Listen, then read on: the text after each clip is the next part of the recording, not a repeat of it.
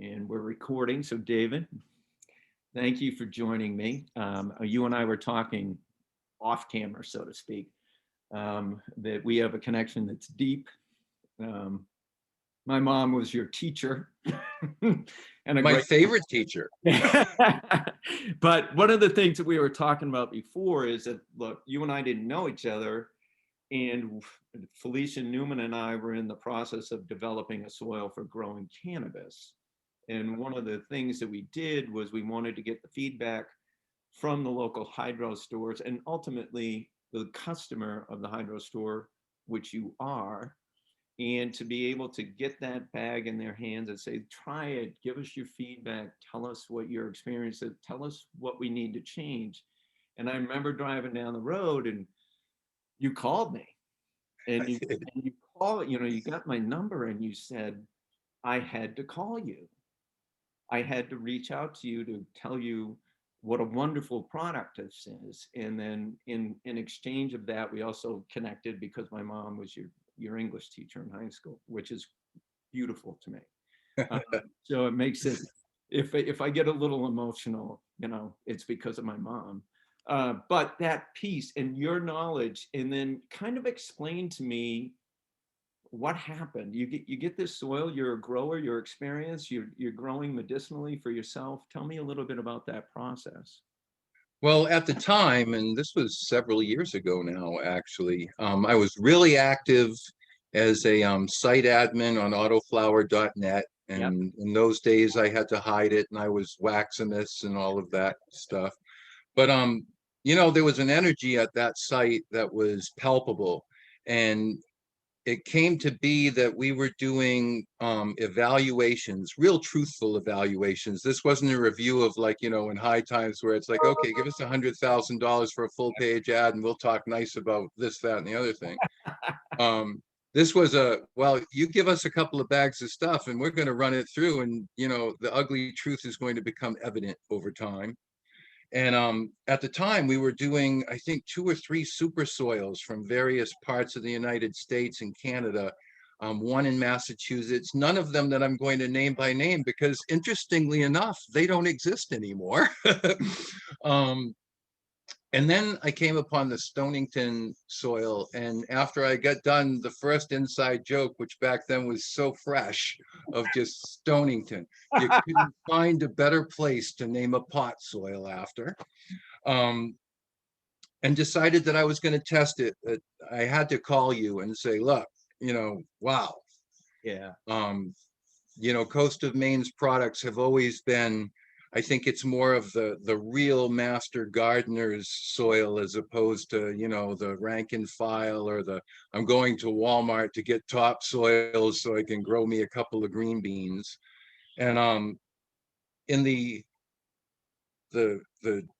journaling that I was doing of the other soils, there were, how shall I say it, some reasonably obvious fatal flaws in some point of their growing in this. That really sort of, the trains left the tracks for most of them. And so I was a little bit leery about going in with Coast of Maine and all right, we're going to have another one of these. I'm going to spend 4 or 5 weeks into it, and I'm going to come back and there's going to be cinders where there was once a marijuana plant. Exactly. And that just wasn't the case. I mean, I remember you came over to the house one day when I had plants that I think I had just flipped to flower. They weren't particularly large or anything. But it's interesting that I was actually growing 2 other super soils with them, and it was pretty darn obvious that, look, I just did these all in the same day. They've all been getting the exact same nutrients, and guess which one's yours? And here's string bean over here that's an extra foot taller than the rest of them. It really made me look at the time how Coast of Maine was doing that. I mean, what is it that makes a super soil super? And anybody, the old hippies that I still rely on for the old knowledge when something goes dreadfully awry in my business, which is cultivating and promoting marijuana. They're always of the belief that you build a soil that's at some point that soil gets the breath of life and it is now alive. in so much as it has microbes and interactions chemically that, you know, you could screw up just by peeing on it if you wanted to, Sonny. So out of the bag, that Coast of Maine Stonington mix was about 90% there. I mean, you know, it was balanced. You know, it was a little bit hot for autoflowers at the time. So, you know, on the autoflower site, we started recommending folks, you know, perhaps you should take a light mix and put it in the middle with it and do a surround of the Stonington super soil.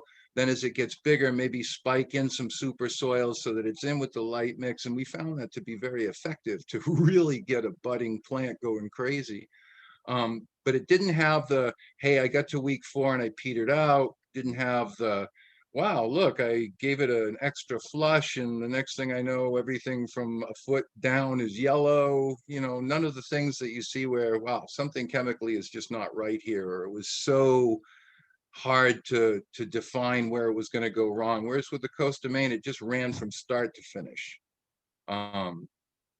And as part of that, in the conversations that we had during that time, I remember talking to you about how you go about your composting operation and what you use for a composting operation, and being extraordinarily thankful that I didn't have to be in the room where that was happening, because it obviously was going to smell like, you know, seafood carnage at its highest level. And that's where I came to realize, you know, you can make soil, you can put dirt in bags all day long, but you can't put magic in a bag unless somebody's doing some sorcery and taking the time to make sure that they've done the recipe. And Stonington did that. And I think the success of the Stonington mix is a result of it. It's a pretty obvious result. Well, and thank you for saying all that. I am extremely grateful for your feedback and for our staff's ability to take feedback and turn it, make adjustments. You know, that was, I want to say it was like 2014. I'm in this, I'm gonna actually add your original video testimonial, which is awesome. I love Oh, it. cool. But that ability to develop relationships with growers like you know, smart people, and you were growing for your own care too. Tell me a little bit about that, and then that need to make sure that what's going into the plant from the growing media is ultimately going to impact your body. Absolutely. And during that period of time, I mean, I would say from about 2011, early 2012, I really went through a period of time where I was trying every method that you could grow. Yep. And part for me was I not only wanted to grow pure medicinal grade cannabis, I wanted to grow it as efficiently and with as low a carbon footprint and with as Yep. small an impact in any way of having to monitor or change or spray things on my plants and such. So I mean, it really was sort of an act of holiness to me of coming to a what's the best way to grow for Yep. the least amount of money with the best harvest, the best product, the best medicine in that case for me, because my back at the time was in such bad shape that this medicine had to be both potent and pure. Yes. Um, so being able to utilize something that eliminated like 90% of the other stuff you might have to do. You know, you use a lesser soil, you have to add amendments. You start adding those amendments and you either have to decide, well, am I going to make this a semi-living soil, which means I have to, you know, walk lightly around it because I could screw up some chemistry within the soil biosphere, or do I get something that gets me, like I said, where I want to go? And maybe in week 6, I might have to, you know, grab a little molasses as a bat guano from Jamaica and, you know, make me one of those stinky teas and get along towards the composting side of things. Um, and it made it much easier in that period of time for me to achieve the goal for me, which was an excellent product with a minimum of amendments. so that I could literally go, look, I know this is pure. It's Yeah, grown in soil. yeah, There's water involved. yeah, I've got light, and I have excellent yields. I have excellent flavor. I have the purest form of that medicine that I can now go and concoct. Back in that time too, I was making these Navajo old school tinctures and making salves and figuring out, how much of this do you put into that? And it has to be organic. And where do you get, beeswax that are organic? And so all of it worked together. And in that time frame, Coast of Maine soil really became, I would say, the hub of that sense of I'm doing it right. I got here. yeah. Now let's work on strains and how to get the most out of the footprint that I have to grow in. The if you I talk about this a lot. I I didn't come to this company with a background as a gardener, and I came to this company because I produced a gardening show, and we use a lot of video content, and we were ahead of the curve on our social media and all those things because of it. But what I've discovered very early on was I had a fear of, in a sense, talking to garden center owners that I wouldn't know what I was talking about and that they would know that. and, and so, but what I discovered pretty quickly was that I knew more about soil than they did. They knew more about plants than I did, but the soil. And so it was really interesting to me in this step-by-step process to go into a garden center. They would know everything about a plant. They would know nothing about soil. They even at back 20 years ago, they still kind of thought of it as dirt, Yeah. and really didn't think about the biology and life giving life. And so when I started working with folks like you, one of the things that it's a good thing I had that template to understand soil, because then working with somebody who grows cannabis or somebody that's putting cannabis into their body and they're concerned with it is that they know everything about soil. They understand exactly what you're saying, is that it's all about the setting and the culture for that plant that's going to get you the best plant. And that's amazing stuff to me. In hindsight, I probably should have listened more to your mom when we were in school and such, because I ended up having to remediate most of those biologically English sort of theorems and such in my adult life. So Oh, that's great. That is great. No, I think that what I look at is it's like this human interaction. Me, I like humans, and I like connecting with folks like you. And I do think I think of this is that you're a part of our soil. I really think that because you gave us the feedback. You tried it. It became part of you, and then we were able to take your intelligent, thoughtful, honest feedback and put it back into our soil. And I think that's one of the things that makes our soil so outstanding. Whether you are you think, saying that I put the stone in the Stonington, yeah. or well, thank you. I'm humbled by that.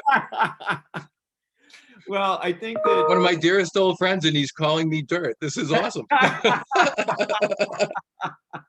no, I think that this, I get, especially the older I get, to be honest with you, all this stuff.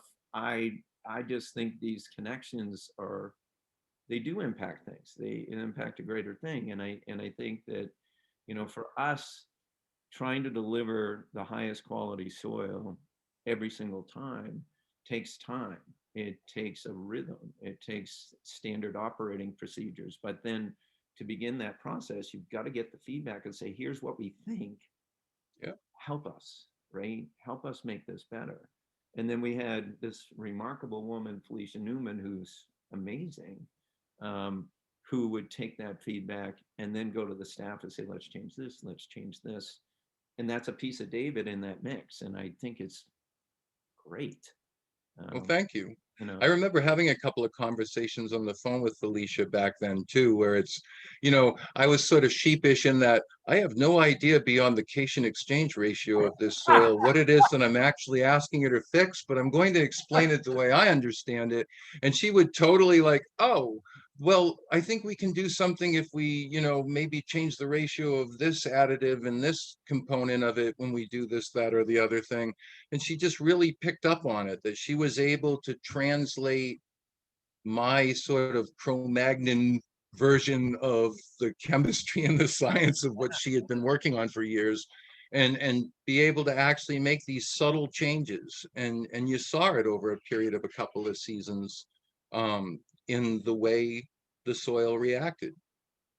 The one of the things that we've also been able to do, which is extraordinary to me, we purchased a facility in Pennsylvania, and that was 2017. And that transition of, you know, a good local soil company doing kind of bulk soils and lower cost soils, and then saying, look, we've also got these soils that we have to learn how to do this down here. It's been a long process, and we've got to the point where we're able to produce Stonington from that site.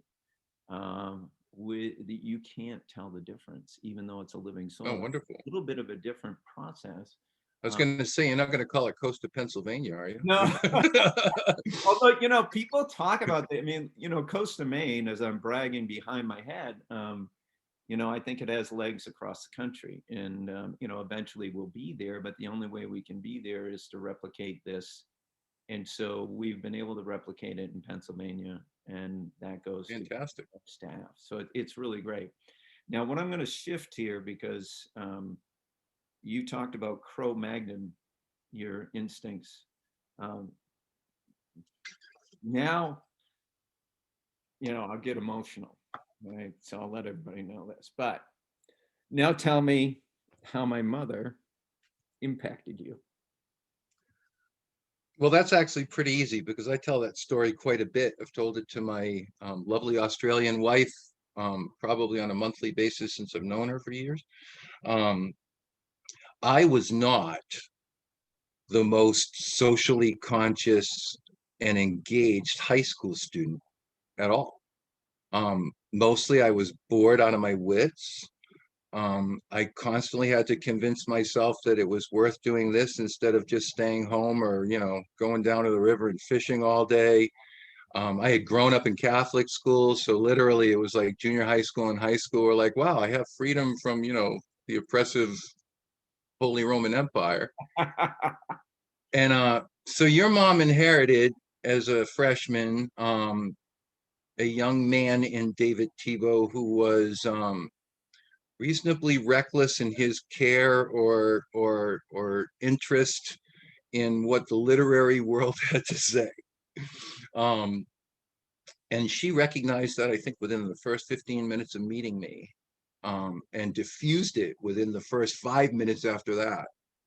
And, you know, she would be, all right, class, you're reading Lord of the Flies.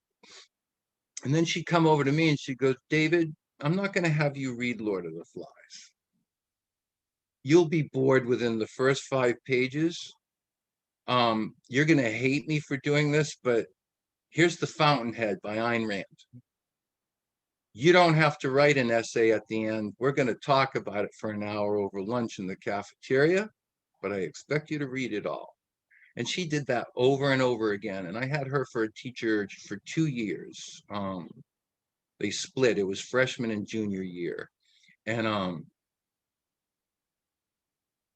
she would demand of me, and I had band, which was like diametrically as far away from her English class as you could get in that high school, inside or outside. So literally, if I went outside and it was nice enough, I had to sprint across the entire campus to get to her class on time. If I went through the school on a rainy day, it just wasn't going to happen. And she had these standard operating procedures that dictated that you had to write a poem if you were late to her class.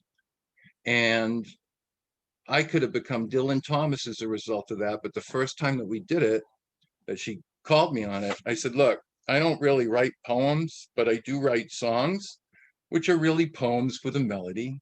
So can I do that? And she said, sure. Um, I think somewhere she may have a notebook with probably 3 or 4 unreleased albums from me during my formative seminal period. Because I never kept copies of it. I was 14 years old and not very with it. Um, but she would literally, when I would have to do that, at least twice a week, she would read them and grade them based on a whole different set of rules. I got the poetic license. I didn't have to use proper punctuation. She was looking for the character and the depth and the dimensionality of what I was doing when I didn't even know what any of that crap was, at all. I'm still trying to Jesus loves me, this I know. And she's like, is it a red full love, or is it sort of a flat I love you because of X? And she really helped define for me, Yeah. looking at literature, looking at anything with a whole different viewpoint, a whole different set of eyes. I guess the way I would put it, and I do put it that way when I get into a deep conversation about your mom, I couldn't have understood William Faulkner. I couldn't have opened up Light in August by William Faulkner before I knew your mother and read the first paragraph and smelled the red dirt. Wow. Wow. She gave me the ability to smell that red dirt. Yeah. And I will thank her low all the days of my life. That's awesome. That's awesome. And I just, you know, I think back to the way we manage things at Coast of Maine and all these connections along the way. My mom set a culture for you that you weren't aware of, just like we set a culture for your plants that you weren't aware of. And you know, the smelling of the red dirt or the dark brown living soil is the same thing. It's all about a culture and a friendship and helping us all grow. And I love that, and I love the fact that you and I connected. I really want to thank you for coming on this little kind of show that we have. I'm Um, happy to. yeah, I'm very grateful that you invited. no, I have a huge amount of respect for you. So, I mean, uh, the only other offers I get are for Adult Swim. So, I mean, well, man, I'm gonna let you go. I really appreciate your time. We will be putting this out here. Like I said, I'm gonna follow up with you after we're done recording, and then we'll go over. If there's something you don't feel comfortable with, we'll take it out. But I think it's all been great. awesome. Thanks so much, Cam. It was great talking with you. Great talking to you.